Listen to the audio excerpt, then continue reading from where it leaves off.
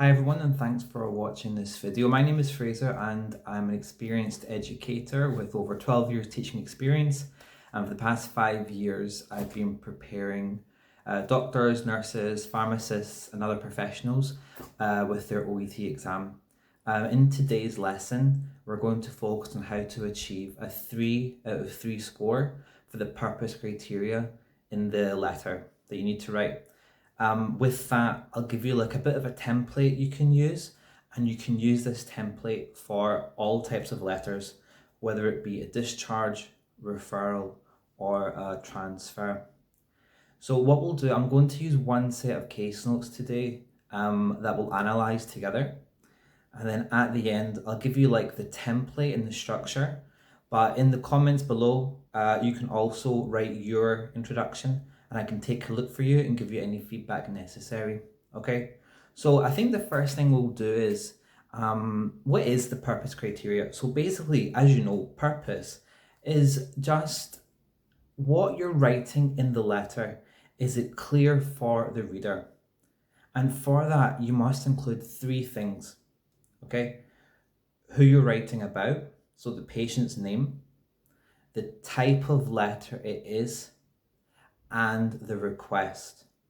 But what's most important is that at the very last paragraph of your letter, you must expand the request. Again, I'm going to show you the introduction, so your first paragraph and the last one, and that'll be pretty clear when we're done, okay? So I think the first thing to do is, I'm just going to show you the case notes just now. We'll analyze them together and then I'm going to write it with you. Also, I've attached the case notes in the chat below, so you can have access to them as well if it's not like clear to watch it on the screen.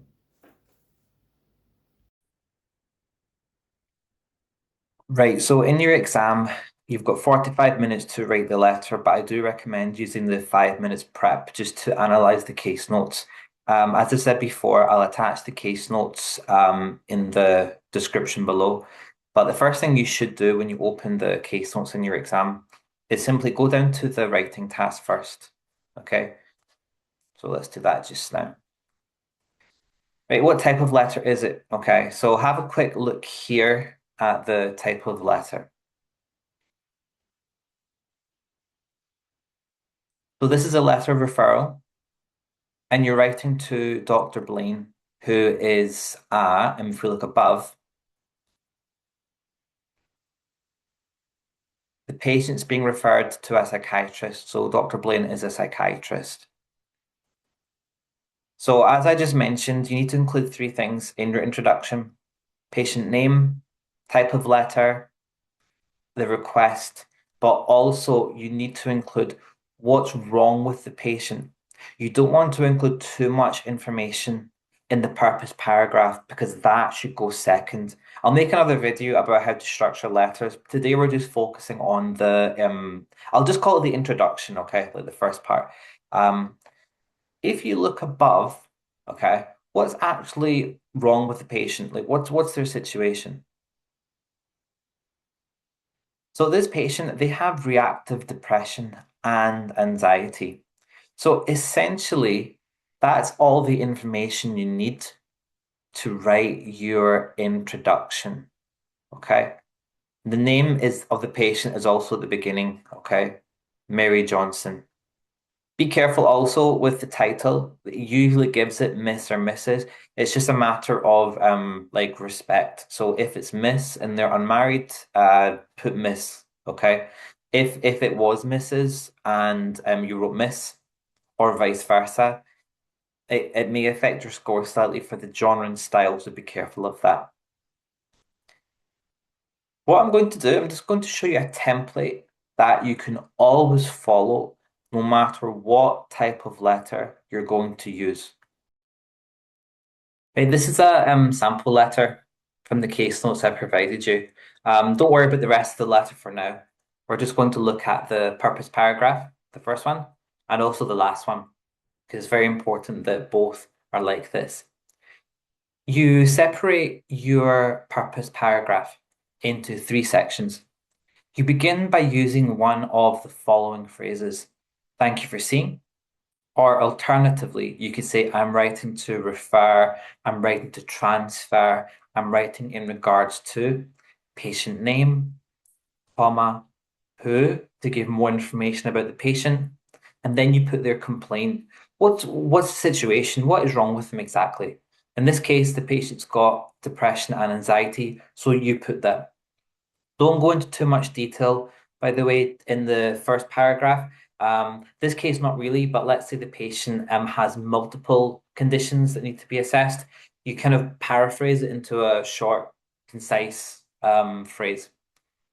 For which is a good connector here? Well, to be honest, I always use this. Yeah, it's very useful. And then you just say very simply what the request is and what needs to be done. This must be expanded at the end, but I'll show you that in a minute. This, of course, is a referral letter. Maybe you have some doubts about, well, what about if it's a transfer or discharge? Essentially, a transfer is the same. Just replace the refer with transfer. If it's a discharge letter, let me just show you here.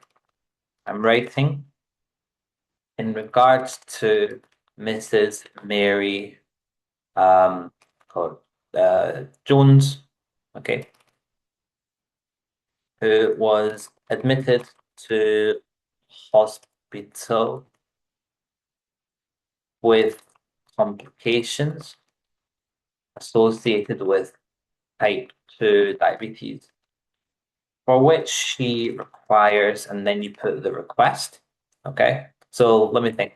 That she requires a modification of her medications and diet after her discharge later today. Essentially, the only things you're changing are these things. This one, and you add that at the end.